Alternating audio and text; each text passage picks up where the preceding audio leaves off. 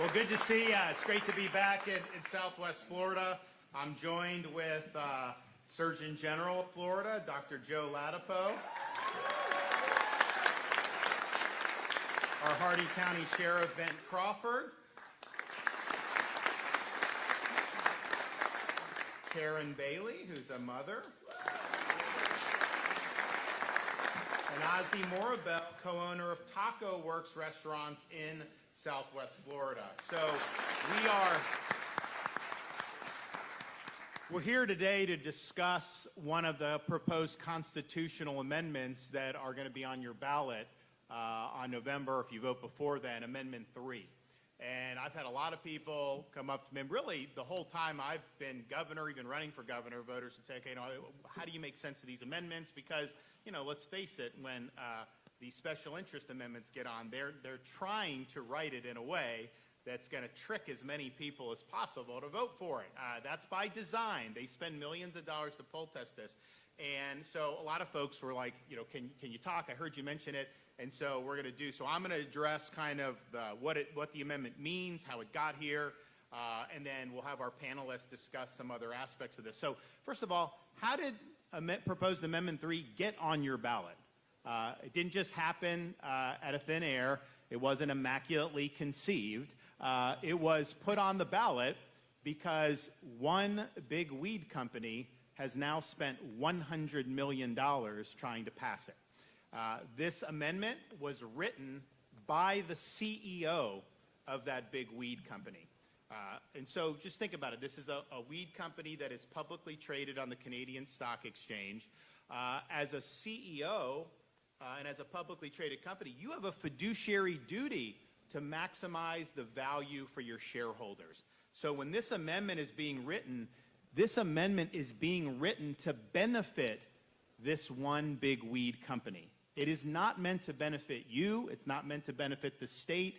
If they did anything other than try to benefit themselves, it'd be a violation of their business responsibilities. They are not spending $100 million because they want to benefit you or to benefit the state of Florida. So that's how it got here. So let's just be clear about that. And here's, I think, a good example of what that means. Sometimes people say, oh, well, the free state of Florida, first of all, we do have legal weed, by the way. You get a medical card. A lot of people get it. I implemented that when I became governor. Not everyone that has a medical card has a terminal condition. I know that. I mean, the reality is there's a lot of people that do it. So that's there. But it doesn't overwhelm our public spaces, and it hasn't caused, big problems with quality of life. So we do have that. But some people say, hey, free state of Florida, why not? Well, here's the thing. They wrote this amendment. And what they say is you have a right to possess and smoke up to 100 joints of weed at a time, which is more than California and Colorado by far, but only if you buy it from them. You are not allowed to grow your own weed in your backyard and use it. You can only buy and utilize weed if you purchase it from the big weed cartel that they create in this constitutional amendment. And that's what they do. They take the incumbent companies, they get these special privileges to be able to produce and sell and all that marijuana, but you don't get to. If you wanted to grow it your own, you would not be able to. And they'll say, oh, I see these commercials, no one should be put in prison for smoking marijuana. Well, I agree with that. And so I asked the Department of Corrections, our secretary, how many people are currently in prison in Florida for either possessing or smoking, this amount of marijuana? The answer to that? 0. Not a single person in the state of Florida. So that's a total red herring on that. But you can bet your bottom dollar if this passes, if they spend $100 million plus, I think it's up to $110 million now, do you not think they're going to lobby the legislature to crack down and increase penalties on homegrown? That will happen. That's in their business interest. They need to force the transactions into this big weed cartel. So that's what they're doing on this. And so it's not a freedom amendment. And I would say it's doubly not freedom because you have a freedom, should have the freedom as a Floridian to live your life without being impacted by marijuana if it's something you don't like. You should be able to go to restaurants and go into town and go into parks and not have this dominating everywhere, like it does in California, like it does in Colorado, like it does in New York City. I've had people that have moved to Florida from New York City because they're like, look, I'm more liberal on this, and I supported it, but they can't even walk their kids down the sidewalk in Manhattan without smelling it everywhere. And so we have to respect the freedom of people to be able to live their lives without being impacted by this. This amendment does not provide any ability to limit the use of this in our public spaces, our parks, our beaches, all that stuff. There is nothing, and one thing I think is that's really troubling about this, you get this ballot summary on your ballot. You do not get the actual text of the amendment. I would encourage you to read this. In fact, I would challenge you, you should never vote for an amendment you haven't read. It will not be on your ballot. You've got to go find this. So I would read it. You will not be able to find any ability to prevent Florida from becoming Colorado or California. In fact, it's just the opposite. This is more liberal with respect to public use. Colorado actually has prohibitions on it.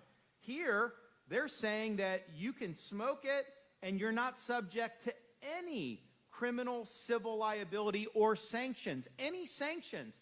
So think about it, because I've had some business owners say to me, yeah, I don't want it in my restaurant, but I'll just make them leave. You can't sanction them for using it. This is blanket. There is no exception.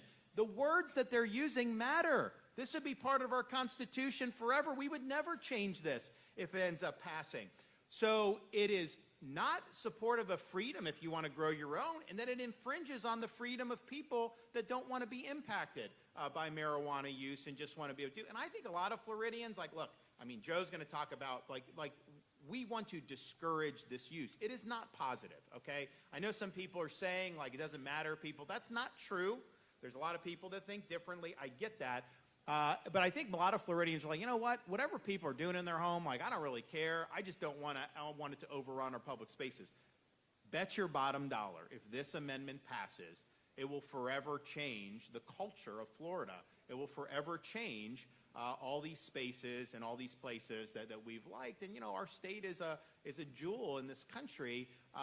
Is there any, Colorado, California, they went down this road. Colorado was the first. You never hear people say, you know what, I was against it, but I was wrong. It's good that it happened. You hear the opposite all the time. People say, you know what, I was for it, and it hasn't worked out. I wish we had not done that. So this is not about the freedom. It's also something that, okay, one corporation has done $100 million plus. They're obviously writing it to force you to buy it from them. Are they going to do anything else to give them? Are there any other goodies they're going to try to put in our Constitution to benefit them? Yes, there are. So here's what they do. And again, you would not know this from the ballot summary. The Supreme Court of Florida should have never approved this ballot summary. It doesn't tell you what's in the amendment. It was a huge, huge mistake. They didn't do their job. And so now we're having to really work, just educate people. Here's the thing. You guys can decide how you can vote on it. If everyone fully understood it, we'll live with the verdict. But I think what happens is a lot of people don't know, and you will not know this on the ballot. So here's what it does. So they have given themselves a total cloak of protection from any accountability. So the companies that are favored in this, where you got to buy the weed from, they are acting in accordance, with this Constitution as it relates to acquiring, cultivating, processing, manufacturing, selling, and distributing marijuana products to adults shall not be subject to criminal or civil liability or sanctions under Florida law. There's no exceptions to that. So what does that mean? Total immunity from civil liability for any of their business operations. If they produce defective weed and you have a seizure, are you going to be able to sue them? Not according to this. This says no liability. It didn't say, well, they're still liable for negligence and product liability. No. Distributing. If they've got weed in one of their trucks and they're bringing it to a dispensary and they run over some kid, is the family going to be able to sue for them? Not according to this. This is blanket immunity language. This is something that's never been done in a state constitution in our history. I don't think any history to do this, and no sanctions under Florida law. So, you know, it's like we may, because what's happened in California and Colorado, they're not allowed to sell to minors, but they package it in things that look like Sour Patch Kids or all these other things, and it ends up being sold to minors, maybe through the back door. I don't know how it does, but it's been bad. You know, we wouldn't be able to regulate the packaging because we couldn't hold them accountable. You can't sanction them at all under Florida law. So this is a grotesque attempt to shield this one company and this one industry from any accountability or any type of liability. There's not another business. I mean, if at the taco place, if he were serving, you know, bogus food and people started to break out in hives and seizures, you know, he would have to be responsible for that. And, you know, if you're building a house for somebody and the thing collapses because you were negligent, you would be responsible. And so somehow marijuana, these companies, you got to buy it from them, and then there's nothing you can do to them if they don't behave appropriately. That is totally unacceptable when it comes to this. And then they make the argument, well, there's going to be money for education and law enforcement. Help our teachers, Read this. There is nothing in this amendment that dedicates any funding for education, law enforcement, nothing. That is totally fabricated. It is not in here if you actually read the text of the amendment. Now, when Colorado did it, the argument was, look, people smoke marijuana. And that's true in Florida, even apart from our medical. I get people do it, right? I mean, like, that obviously is the case. Now, they're not allowed to do it in public, and I think that's a good thing that that's not allowed. But people do it in their homes. They do it at parties, whatever. And the argument is, well, you know, since people are going to do it, if you legalize it and tax it, man, you're gonna eliminate the black market. It's going to hurt the drug cartels, and you're going to have all this tax revenue. What has happened in Colorado? Did it eliminate the black market? To the contrary, the black market is bigger than ever. Why? Two reasons. One, when you do policies like Colorado, it does increase use. You will have a lot more people that are smoking marijuana if Amendment 3 passes. I don't think that's good for Florida. I think it's good for people's health, but more people will do it. But if you did try to tax it, it raises the price. So you have a bigger market of consumers, and you have an easier opportunity for the black market to undercut with lower prices. That's why Colorado's black market is bigger. And is Colorado now reaping any type of financial windfall from marijuana? Zero. They did probably raise some initially, but that peters off very quickly. And even if the legislature decided to tax it, knowing what happened, they would obviously, that would be a tough decision because you're doing you would be building a black market. But what about the decline in tax revenue for a decline in tourism, for a decline in other type of economic opportunities? I mean, this is a dynamic situation. Don't tell me people are going to want to come to Florida if all the beaches reek of marijuana. That is going to hurt this state. That will not be good. We would probably become a destination state for marijuana, which would compound the problem, and I think it would make us much less family friendly, and I think we would drive away tourists. So this is a dynamic thing, but there will be a bigger black market. That's true in California. That's true in New York. That's true in Colorado. Everyone that's done this has happened. There's not one example where the black market has dried up. And then finally, and I'll turn it over to Joe, and we'll start the panel.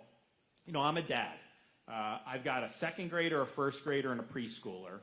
And, you know, it's hard enough to be a parent now. If you look at what has happened in the states that have done it, and remember, this is the most egregious possible way you can do this. It's the most reckless way you can do it because it's only about one company making a lot of money off the backs of Floridians. It's not about good public policy. So all the problems you see in California, I think, would be compounded in Florida because we can't change this. Once it's in the Constitution, if there's problems, you can't go in and tweak it. You know, for example, I'm going to bring the legislature in after the election to tweak the condo thing. They did these condo things after Surfside. I mean, I knew there were. It's a reality. It needs to be tweaked. It will be. We're going to keep people in their condos. If that had been in the Constitution, there's nothing you can do. You can't do it. So you have that. But just as a parent, this has impacted youth in Colorado, California. There's an ad that was on by folks that are opposing this. It was an ER doctor from California. She talks about what she has seen since California has done this, and it's horrifying. It's something that we should not want to happen in the state. And these companies, they want to make the most powerful type of weed that they can. They can make more money that way, and the consequences really are not their concern. It's interesting. The company that has done $100 million, when we did the medical, they said, oh, we want a license for medical. We don't believe in recreational. This is something that can heal people. And look, there are people that use it that say it's been good for them for their conditions. Fine. But that was what they said, and then they turn around now and are funding to try to do something like this. So it will have a negative impact on not just the quality of life, but on the youth in the state of Florida. I can tell you, if you look at all the things kids can get involved in, and I know there's a lot of other perils out there, social media, alcohol, don't get me wrong, but drug use is the #1 way they will get pushed off course. It just is, especially in the teens, and you will see more of that here. It will create a lot of problems, and I know Joe will be able to talk some about that. So go into this eyes wide open. This is not about freedom. It's about corporate profit and corporate greed. It's an amendment written by the CEO of one company that's put $100 million in to benefit them. That's why they're doing it. It's not about creating good public policy for Florida. You're not going to be free to grow your own. You will be held accountable. They will ensure that if you try to buy it from anybody else but them. They want a guaranteed profit stream off the backs of Floridians. They don't want to have any liability, and they put that in our Constitution, potentially, for doing it. So if you're against marijuana use, generally this is an easy no, right? But even if you're somebody that's more open to it, this is the last way you would want to go about doing it. And you can't unring this bell, and you're not going to be able to fix all the problems that'll end up developing, as a result of this. If the legislature had a bill to say, well, we have our medical, if you do want to grow it in your backyard, use it at home, fine, but you can't bring it in, all these companies would oppose that. Let's just be clear. This is not about freedom for them. So go into it eyes wide open, and your default on Constitution should be no. They have the burden to show you why this would be a good thing for the state of Florida. It should not be, if you have any doubt in your mind, you should vote no, because you're not going to be able to unring the bell. And so I am just confident that when this got on the ballot, and I knew it was percolating, but honestly there was a lot of other stuff going on, to actually parse this, I was horrified that they would try to do this in our Constitution. I knew this is not something people would like. And so what I would say is actually read the text, and if you agree with that this is bad, make sure you talk to your friends, families, and neighbors about it. I just want to have an educated electorate on this. This summary does not educate the voter. This does not do the trick. This doesn't even come close to doing the trick. So let's go into this eyes wide open, and I'm confident if we do, it'll all work out well for the people of Florida. Okay.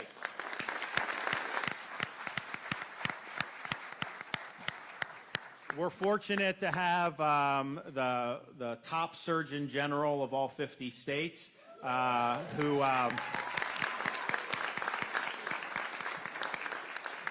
he took on, the COVID hysterics, CDC, everybody that was peddling junk science when it was not popular to do that, and has continued to be a leader across a whole range of issues. And so I'm happy to turn it over to Joseph Ladapo.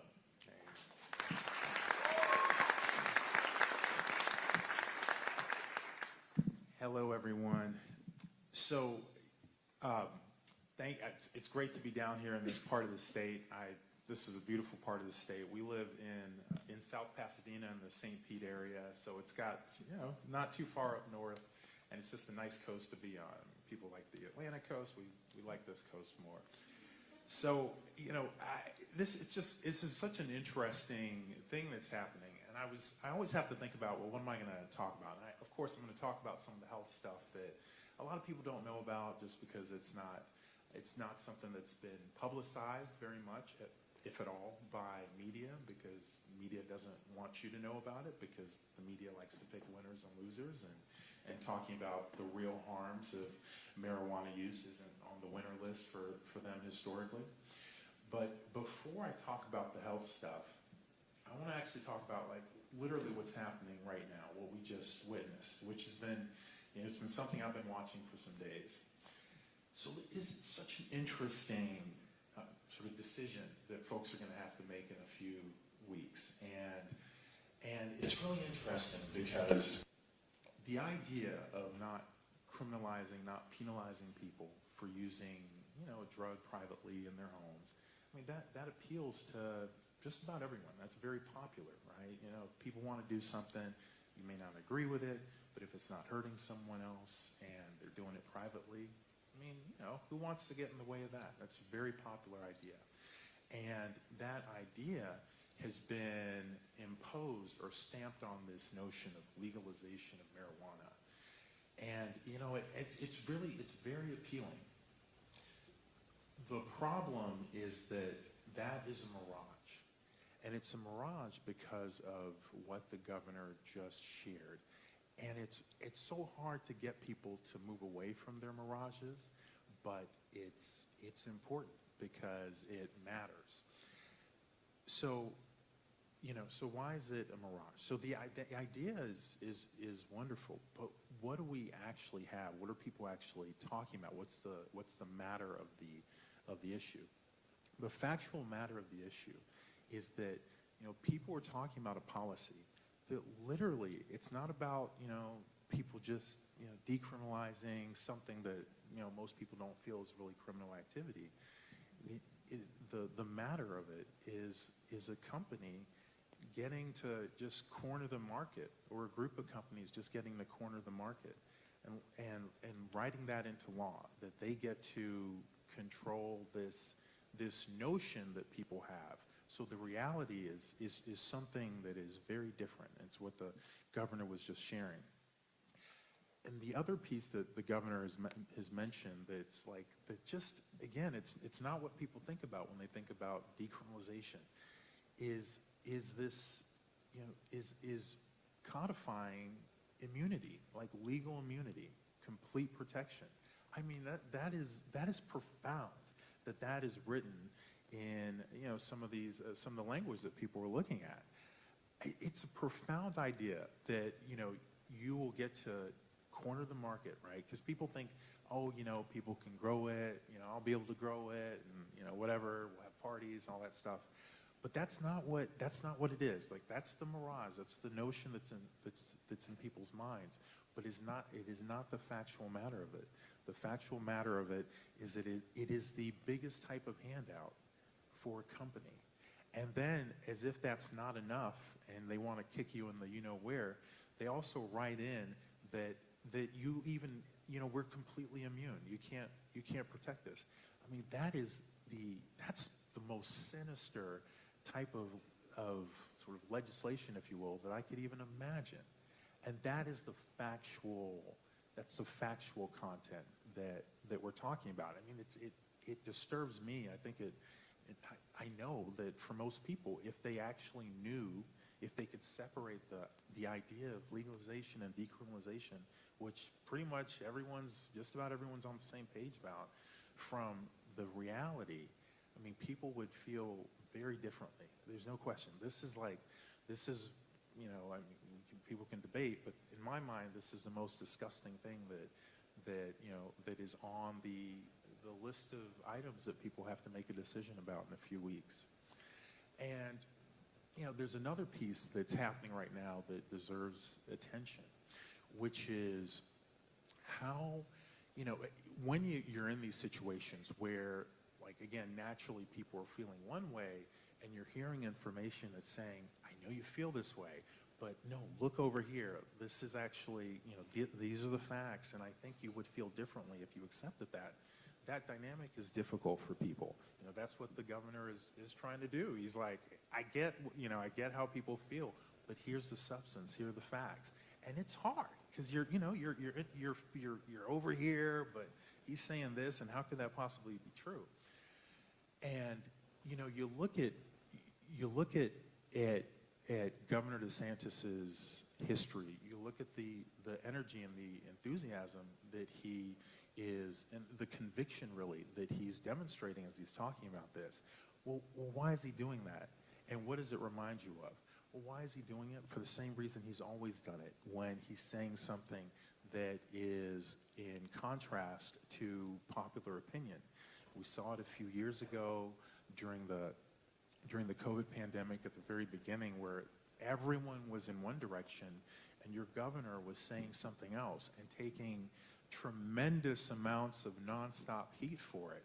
I mean, he's not doing it for his own good. He doesn't want that, that's not fun. He's not doing it for his own good. He's doing it because he cares about you. And he cares about, and he cares about Florida. Like that's where it's coming from. That's everything. And and that's what's happening right now too. And back then, it was hard to understand how he could be right, and the few other voices out there could be right when everyone else was saying something else. And the same thing is happening right now.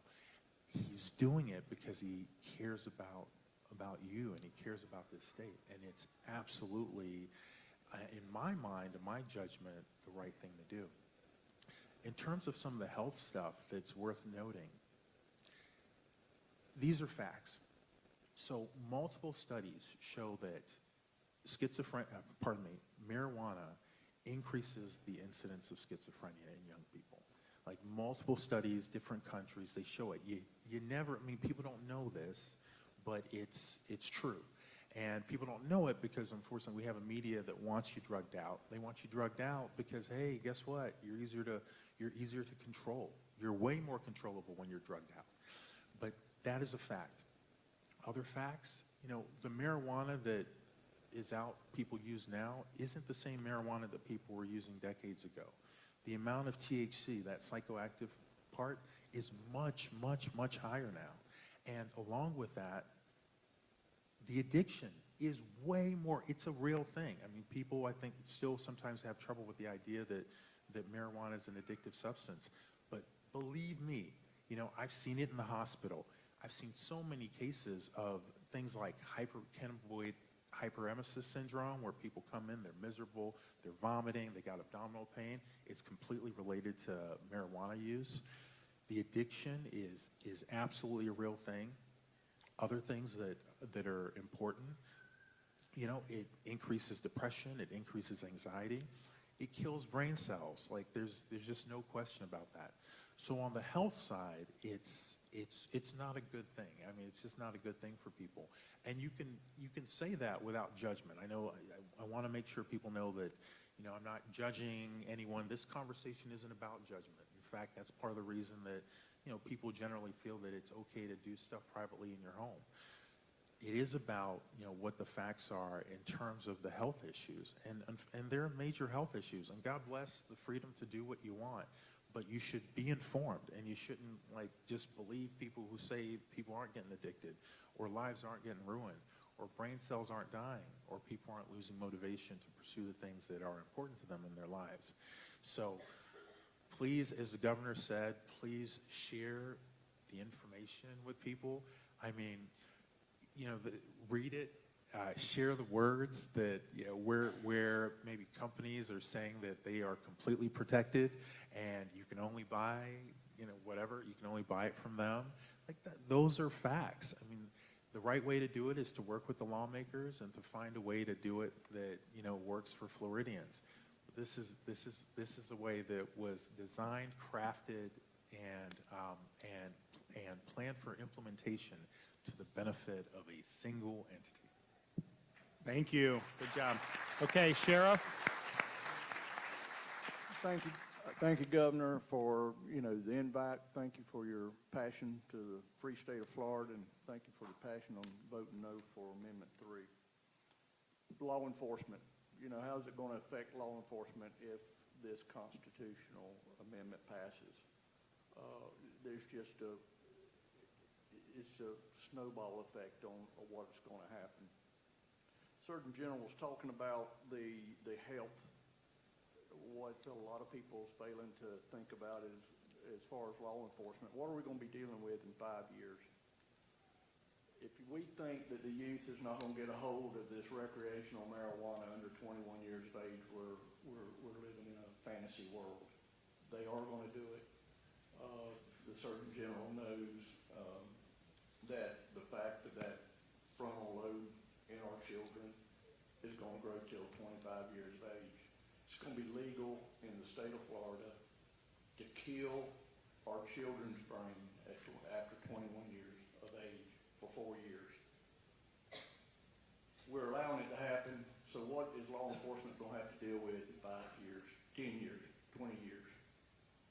Are we going to need more law enforcement to go ahead and help stabilize the mental health problems that the free state of Florida, as we live it now, is going to have? Our problems are going to continue with our youth. As you will hear later on a panelist, the gateway to other drugs. It's apparent that if you have a little bit of weed, the next time that you smoke it, you got to get a little bit more. It's the same way with fentanyl, same way with all narcotics. To get that high, you're going to have a little bit more. As far as, and both the governor and the Surgeon General went ahead and made contact about the illegal use is going to go down since it's all good. Well, economic supply and demand will go ahead and knock that down. So really our cartels is going to get in on this. And again, the gateway to other drugs as far as what's coming across the border at this time. And what we're fighting is opioid problems, and most especially fentanyl. But let's go into driving high. I was a trooper for 29 years before I became sheriff of Hardy County. One of the worst things that I had to do is go tell people, the parents of youth that was just trying it, that their son or daughter is not going to come home. It's a lot deeper, and people don't realize how deep it is when it comes to law enforcement and the responsibilities of our law enforcement officers across the state. That again, the governor has supported with great funding and great backing. Lastly, I would go ahead and just say, when we talk about Colorado and California and some statistics that has come out of that, 1 in 4 of the fatalities in California, there was marijuana found in the system. The year after they legalized marijuana, 32% fatality increase on the roadways. I don't know the population of Colorado, but it's probably a tad bit lower than the state of Florida. Anybody here needs to understand that you need to go out and you need to educate people, like the governor was saying. You got to go ahead and read the whole thing. The amendment is not good. It's not good. If you're going for it, well, the taxes, and you hear this fabrication and just bull that we hear, the big money vote yes stuff on TV and these commercials. It's not stating the facts. It's $110 million investment for $6 billion with a B return. That's what these people are looking for. They think you've got the free state of Florida in their minds in Canada. It's not. It's a business. Drugs are always going to be a business today, tomorrow, 10 years ago. So just let us know that, or let you know that Sheriff Hardy County voted no on 3. Thank you. Thank you. And you know, one of the things on the driving, a huge increase in traffic fatalities in Colorado with this because of this. But the problem is, because obviously, unfortunately, you know, we have driving under the influence of alcohol. The difference is if you're driving drunk and you get pulled over, do breathalyzer, field sobriety, and you could be held accountable to where you don't hurt somebody and you're held. The problem with the marijuana, they can't test for it on the spot. And so the notion that they're able to hold these people accountable for driving like that until they actually hurt somebody, it's really hard. So I think it would be worse than what we have to do with the alcohol because it's easier to detect and hold people accountable for the alcohol. And so you will see, and the Florida Department of Transportation has been running public service announcements, which is informing people the truth. Like, you will see an increase in traffic fatalities, and you will see an increase in car insurance premiums. And that the premiums have gone up anyways in the last few years with the inflation. They would go up even more. That will happen. I mean, no question. One final thing in terms of law enforcement, and I'm not saying this is the most important, but a guy like me that loves these guys, it matters. So one of my friends who's helping us on this is Sheriff of Polk County, Grady Judd. And Grady made the point at an event with my wife that, you know, all their police canines are going to have to be decommissioned because they're not, you can't train them to know what is true leaf pot and what is pot you're going back on. It's just not going to work. So you're going to have a big decommissioning of the canines. They're going to cost a lot of money to try to, you know, train new ones. But I mean, you know what? It's like, you know, this is one of the maybe intended consequence, but it's one of the consequences. Not that that's the most important, but you will see a decommission of the police canines. Okay, Karen Bailey. Thanks. I want to thank you all for taking this on. Woo! I am from Ocala, Florida, and I lost my two and only children to opioid addiction. Corey and Alyssa were 2 years apart. Corey was a strong football player, very popular. Alyssa was a straight A IB student that had aspirations of going to medical school. And so I'll start with Corey. When you change the brain, you change the heart. And I'm not kidding when I say that when you notice your child is into this and is having problems, you can honestly look at them and say, I don't know who you are anymore. What, you know, it's a long, difficult road for families. It's horrible. But I wanted to be open, and I wanted Corey to talk to me, and I wanted to be able for him to talk to me about it. So we had put him into counseling, and I was driving him to one of his counseling sessions, and I said, so how did this start for you? Tell me.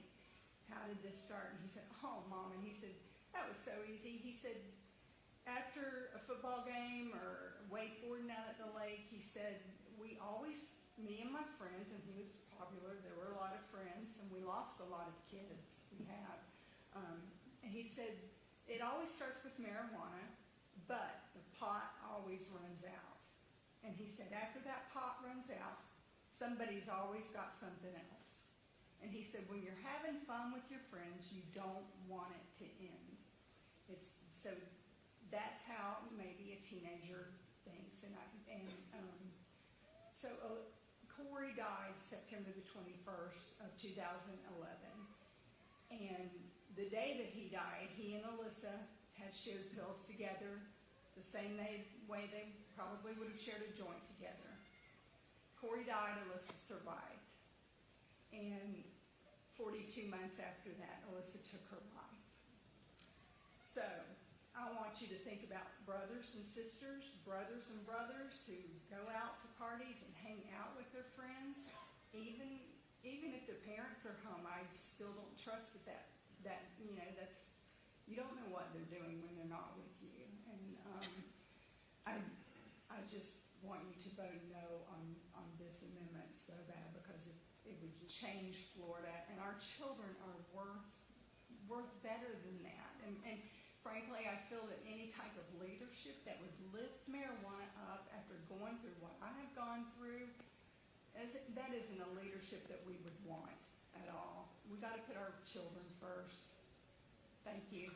Thank you. Okay, Ozzy.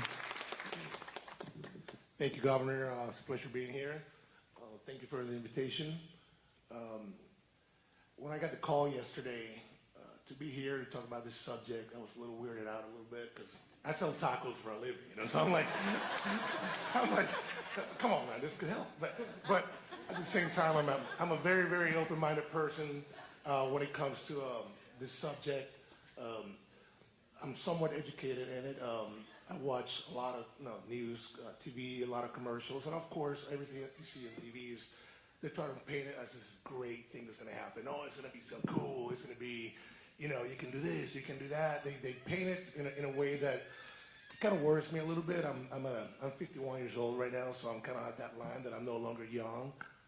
So I think about youth and what it could lead to. I have a lot of employees that are young, and I find myself being a mentor to a lot of this I call them kids. I call them my kids. So I worry about things like that. I care about things like this. I'm in the business of selling food and alcohol. So obviously we have to follow a lot of rules, a lot of regulations.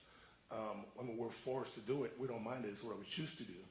So when I took some time, just the last couple of days, knowing that I was coming here, and I read the proposition, and guys, I'm telling you, I mean, take time and read it. Just like anything else you're going to vote on, and I'm not a politician, but read it. Because when you see something on the media and the news, social media, they paint everything to be a way that is not really the way it really is, with a lot of things. When I read it, I mean, pretty much what he's holding right there as governor, I mean, it's so simple to understand that somebody like me or anybody can understand it. And when I say simple, it's not really a good thing. Because, for lack of a better word, it's so stupid the way it's written. It's so clear how they're trying to protect themselves. And me being in the restaurant business, trying to grow a brand or doing different things, I can only imagine if a big corporation was to come here to Florida or anywhere, any state, and try to change the rules that I already have to follow, but only to work in their favor, whether they're competition or not. I look at it more like, I mean, we have to, every day, I'm going to go back to my business today and I'm going to have to follow some regulation. I'm going to have a health inspection. I'm going to have whatever. They regulate and look at everything we do. And I'm okay with that. But when I read this and they're protecting themselves in a way, I mean, it's almost making it so obvious saying, hey, I got all this money. I want to pass this. And if anything bad happens, I'm okay. Nothing's going to happen to me. Then if anything good happens, we're going to make a lot of money. And if you're for weed or whatever, they're hurting a lot of other businesses that are for weed as well. I mean, I'm an open-minded person myself. I know this is a train that can't be stopped, but if it's coming so fast, I believe it has to be regulated just like restaurants and bars are, or maybe even more strict because it's new. And like the government said, I'm assuming that once it passes, it's really hard to change it back, especially with so many people out there that are for it or everything. So that is my point of view as a business owner. Read it. All I would suggest, read it, because it took me no more than 20 minutes, probably way less than that, to read it again, understand it, and it was easy for me to make a decision on which way I want to go with it, which I'm sure you guys know where I'm at with it. And just read about it, and let's hope that in the future, if they do pass it, or something happens years from now, it's written in a different way where it benefits other people, it doesn't hurt as many people as possible. I don't speak about health because that's not what I do. I don't speak about all the things that the experiences they've been through, but I speak for myself as a business owner. I will hate to see somebody take over regulations regarding the business that I'm in, changing them in their favor. Thank you. So if you do, you got to go online. It won't be on your ballot. You got to go online to get it. And when you read it, basically whatever's underlined is the additions to Florida's Constitution. And so, like the public use, that's a huge deal. We don't want it everywhere in Florida. Even people that love marijuana, most of them do not want it either like that. And if you read this, there is the old provisions from the medical marijuana. It actually says medical marijuana can be limited, but not recreational. How does that make any sense whatsoever? It also has for medical, when they enacted medical in 2016, there was explicit provisions saying you can still have negligence and malpractice actions. They made sure to preserve that because they knew to do blanket liability would be crazy. This is blanket liability. It's right there underlined. No exceptions, no qualifications. So when you're doing it this summary, just so you know, this is not written by an honest broker. This is written by the company. They wrote the summary and they wrote the amendment. So they spent over $100 million. I would be willing to bet you millions of dollars were spent on how do you craft this summary in a way that's going to dupe as many people as possible to think this is a good thing. And so the summary does not give you what you need. You really got to read the whole thing. And so, clearly, if you don't like marijuana at all, it's easy no. If you're somebody that doesn't really care people do in their own home, but don't want it everywhere in Florida, that's an easy no. But then if you're somebody, even if you're gung-ho on marijuana, why would you want to empower and reward a big weed cartel to where you could be held accountable for growing it yourself?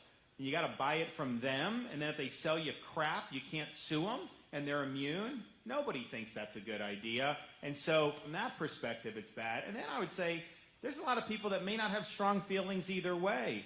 If you're a constitutionalist, there's certain things that don't belong in a constitution. Certain things should just be done through the legislature or not, but you don't jam in this type of policy into the fundamental governing document of a state or the United States. And so I would just ask everyone to make sure you read, you're familiar. I think most people that I've spoken to, when they read it and they understand the implications, most of them have a pretty negative reaction to it. It spans the gamut of what you think about marijuana, but most people have a pretty negative reaction. It's like, okay, we're a proud state. We've led the nation in migration coming to Florida. We've got the lowest per capita debt in the country, low taxes. We're ranked number 1 in education. All this stuff, right? It's great, and people are proud. It's like, why would you want to set a precedent where one company can come spend $110 million and ensconce itself in our state's constitution? Is that good government? Even if you like the policy somehow, that's not the way I think we want this. And one of my fears is on Amendment 3, and oh, by the way, on Amendment 4, which is being put forward by very far left groups that are part of the abortion industry, very radical what they're trying to do. Again, not obvious because they don't define any terms. They don't tell you they're taking away parental consent. They don't tell you that non-physicians are going to be able to greenlight abortions up till birth. They don't tell you they're going to sue to try to get taxpayer-funded abortions to pass. So a lot of issues there. But if they pass, what will happen is people are going to see, okay, they can't win elections, they can't do this, they can't do that. But if you put the money out and you craft the language, then you too can have a spot in Florida's Constitution. I think that's not a precedent you want to set going forward.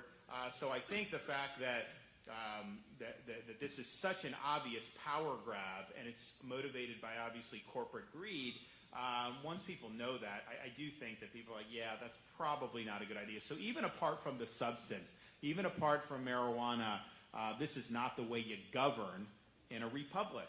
This is not the appropriate way to amend the Constitution. So if you agree with this, with how we've articulated this, and if you believe that this is something that should not be enacted, talk to your family members, your friends, your neighbors, educate. If people are fully educated and they still think this is a good idea, by golly, they have every right to go in whole hog on that, and that's fine. That's your franchise is your franchise. What I don't want to see is just, the Constitution be amended and then a year later people are like, well, I didn't know that was going to happen. I didn't know. This is the warning about what will happen. This is the warning about how this got on your ballot. So just take that and do with it as you see fit. Always great to be in Southwest Florida. God bless everyone, and we'll be back soon. Thank you.